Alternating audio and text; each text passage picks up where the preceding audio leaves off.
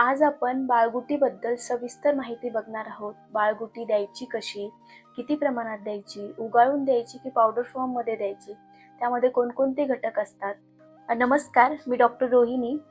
आपलं बाळ जसं जसं मोठं व्हायला लागतं तसं त्याची रोगप्रतिकार शक्ती उत्तम असावी, त्याचं डायजेशन चांगलं असावं, त्याची भूक हळूहळू वाढावी, त्याची स्किन चांगली असावी, यासाठी बाळगुटी सुरू केली जाते. तर सर्वात अगोदर आपण बघणार आहोत की बाळगुटी केव्हा चालू करायची. दुसरा प्रश्न म्हणजे बाळाला बाळगुटी केव्हा द्यायची, कोणत्या वेळेला द्यायची. तर सकाळी किंवा संध्याकाळी अशा 2 वेळेला तुम्ही बाळाला बाळगुटी देऊ शकता. मी सकाळी देते. बाळाची जेव्हा अंघोळ होते त्यानंतर बाळगुटी देऊन बाळाला झोपवायचं.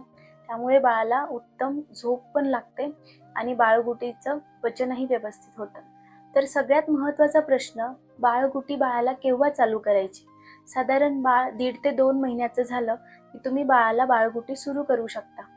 मी माझं बाळ जेव्हा 2 महिन्याचं झालं होतं तेव्हापासनं बाळगुटी द्यायला सुरू केली होती. साधारण 1.5 ते 2 महिने जे आहेत ते बाळाला निसर्गाशी जुळवून घ्यायला थांबलं जातं आणि त्यानंतर सावकाश पद्धतीने बाळगुटी सुरू केली जाते. आता सगळ्यात महत्त्वाचा प्रश्न की बाळगुटी ही उगाळून द्यायची की पावडर फॉर्ममध्ये द्यायची. तर बाळगुटी ही नेहमी लक्षात ठेवा उगाळूनच द्यायची. जर तुम्ही पावडर फॉर्ममध्ये दिली तर जे औषधी द्रव्य पावडर फॉर्ममध्ये असतात, केलेले असतात, तर त्याची जी पोटेन्सी असते ती कमी होते. त्यामुळे पाहिजे तेवढा लाभ बाळाला होत नाही. त्यामुळे बाळगुटी ही उगाळूनच द्यायला हवी. तर उगाळून देताना असा जो दगड असतो तो तुम्हाला याला सहान असं म्हणतात. तर हा तुम्हाला जिथे देवाचं पूजेचं सामान भेटतं तिथे मिळेल किंवा ऑनलाईनही मिळतो.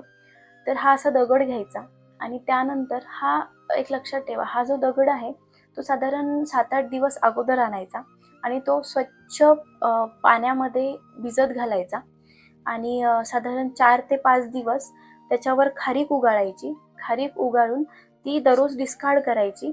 त्यामुळे काय होतं, हा जो वर खर आलेला असतो दगडाला तो निघून जातो आणि मग दगड स्वच्छ होतो आणि त्यानंतर तुम्ही बाळाला असे जे औषधी द्रव्य असतात ते उगाळून त्यावर देऊ शकता.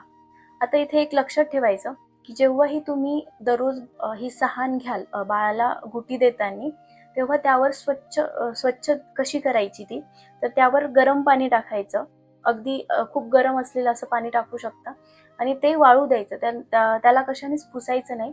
त्याला वाळू द्यायचं त्याचं आणि त्यानंतर जर बाळ 6 महिन्याच्या आत असेल तर आईचं दूध टाकून मग हे औषधी द्रव्य उगाळून तुम्ही देऊ शकता किंवा त्यापेक्षा जर बाळ मोठं असेल मग तुम्ही उकळलेलं पाणी किंवा गाईचं दूध थोड्या प्रमाणात घेऊ शकता. आता आपण बाळगुटी उगाळून देण्याचे नियम आणि वयानुसार डोस बघूया. तर साधारण आपला जो 1 रुपयाचा नाणा असतो तो असा 1 रुपयाचा वेढा याप्रमाणे, जर 1 महिन्याचं बाळ असेल तर प्रत्येक द्रव्याचे 1 ओढे, म्हणजे जसं हे झालं हळकुंड तर त्याचे 1 वेढा तुम्ही घ्यायचा. 1 महिन्याचं बाळ असेल तर मुरुड शेंगचा 1 वेढा, याप्रमाणे. जर 2 महिन्याचं बाळ असेल तर 2 वेढे मुरुड शेंगचे, यामध्ये 2 वेढे येतील. अशा प्रमाणे डोस वाढवत जायचा. जितक्या महिन्याचं बाळ असेल, जर 3 महिन्याचं असेल तर प्रत्येकी 3-3 वेढे प्रत्येक घटक द्रव्याचे असं तुम्ही घेऊ शकता. आता बाळगुटीत कोणकोणती द्रव्ये असतात ते आपण बघूया, जी रोजच्या रोज बाळाला द्यायला हवी. आता इथे जी मी द्रव्य घेतली आहेत ती मी माझ्या बाळाला देते. तेच द्रव्य मी इथे घेतले आहे. माझं बाळ आता 3.5 महिन्याचं आहे. त्यामुळे मी त्याला प्रत्येक द्रव्याचे 3 वेढे उगाळून देत असते. हे बाळगुटीमधील हिरडा नावाचं औषध आहे. तर हा जो हिरडा आहे तो आपल्या डोळ्याच्या आकाराप्रमाणे असतो. त्यामुळे हा जो हिरडा आहे तो बाळाची दृष्टी उत्तम होण्यासाठी तसेच त्याचं पोट चांगलं साफ होण्यासाठी उत्तम मदत करतो. म्हणून हा रोजच्या बाळगुटीमध्ये द्यायचा. त्यानंतर हा जो आहे याला बेहेडा असं म्हणतात. बेहेडा बाळाची रोगप्रतिकार शक्ती वाढवायला मदत करतो. तोही रोजच्या बाळगुटीमध्ये आपल्याला यूज करायचा आहे. त्यानंतर हे मायफळ हे थोडंसं खडबडीत असं द्रव्य आहे. तर याचा उपयोग हा मेन यकृताला उत्तेजन देण्यासाठी असतो. त्यामुळे हाही आपण बाळगुटीमध्ये घ्यायचा आहे. हे जे वेखंड आहे ते बाळगुटीमधील अत्यंत महत्त्वाचं द्रव्य आहे. कारण मुलांचं वय हे कफाचं असतं आणि हा उत्तम कफग्न म्हणून आहे. लहान मुलांचं वय जे असतं त्यामध्ये कफाचं प्राबल्य असतं. त्यामुळे मुलांना सर्दी खोकला होऊ नये, मुलांची रोगप्रतिकार शक्ती उत्तम राहावी म्हणून हा खूप छान काम करतो.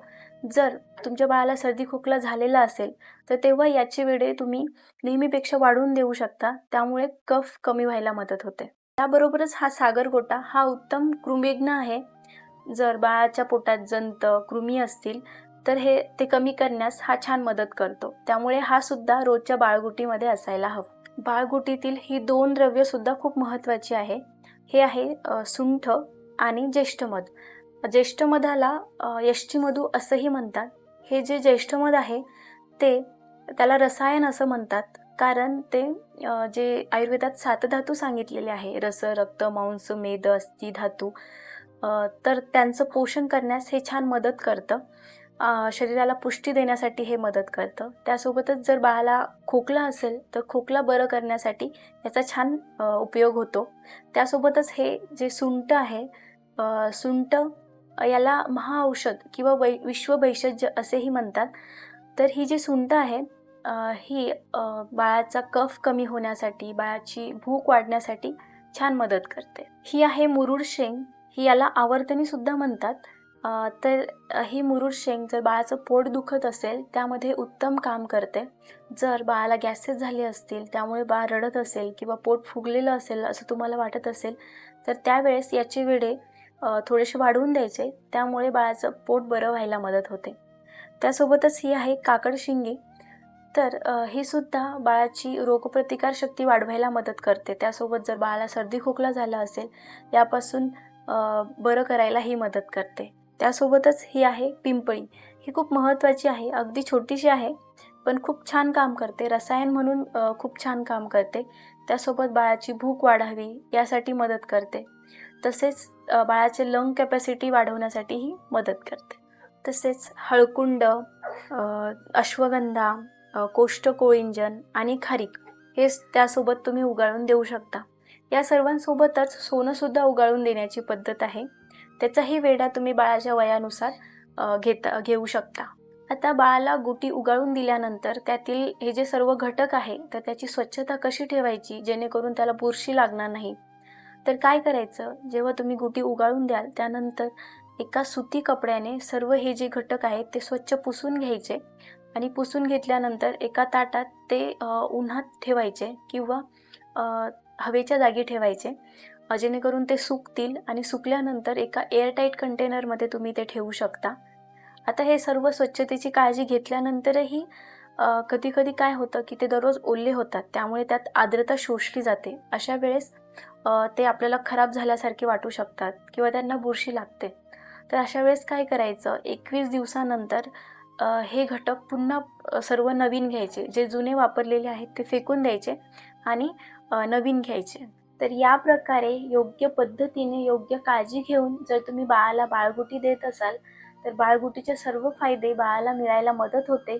त्यासोबतच बाळाची रोगप्रतिकारक शक्ती वाढते, बाळाचा त्वचेचा टोन सुधारतो, बाळाचं डायजेशन चांगलं होतं, त्यासोबतच बाळाला बाळसं यायला मदत होते. तर हे सगळे फायदे बाळाला मिळतात. या व्हिडिओमध्ये मी तुमच्या सर्व प्रश्नांचं उत्तर देण्याचा प्रयत्न केला आहे. तुमचे बाळगुटीबद्दल अजून काही प्रश्न असतील तर मला कॉमेंटमध्ये नक्की विचारा. जर व्हिडिओ आवडला असेल, माहितीपूर्ण वाटला असेल तर लाईक करायला आणि सबस्क्राईब करायला विसरू नका. धन्यवाद.